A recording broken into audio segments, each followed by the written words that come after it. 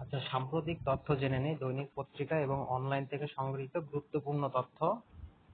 এখানে যেটা দেওয়া আছে 3 ও 4 জুনের জাতীয় পরিবেশ পদক 2024 কোন প্রতিষ্ঠান পরিবেশ সংরক্ষণ ও দূষণ নিয়ন্ত্রণ বিভাগে অবদানের জন্য মনোনীত হয়েছে? উত্তর হবে স্নোটেক্স আউটার ওয়্যার লিমিটেড।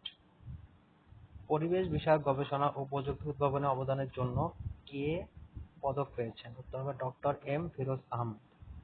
জাতীয় পরিবেশ পদক 2024-এ পরিবেশ সংরক্ষণ ও দূষণ নিয়ন্ত্রণ বিভাগে ব্যক্তি পর্যায়ে কে পদক পেয়েছেন? উত্তর হবে মোহাম্মদ মাহমুদুল ইসলাম।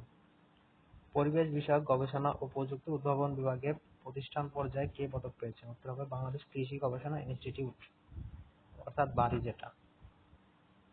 জাতীয় পরিবেশ পদক 2024-এ কোন প্রতিষ্ঠান পরিবেশ সংরক্ষণ ও দূষণ নিয়ন্ত্রণ বিভাগে প্রাতিষ্ঠানিক পর্যায়ে মনোনীত হয়েছে? উত্তর হবে Snowtex outerwear limited.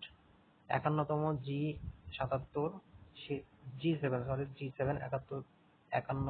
G7 শীর্ষ সম্মেলন কোথায় অনুষ্ঠিত হবে?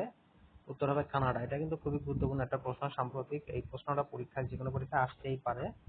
তাহলে 51তম G7 শীর্ষ সম্মেলন। G7 দেশ সম্পর্কে আমরা তো সবাই জানি, যে 7টা উন্নত দেশ, যেখানে Japan, Canada, Germany, France, USA, UK,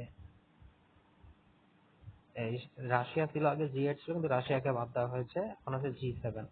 G7-এ একমাত্র এশিয়ান দেশ হচ্ছে কানাডা। তো 51তম G7 যে শীর্ষ সম্মেলন,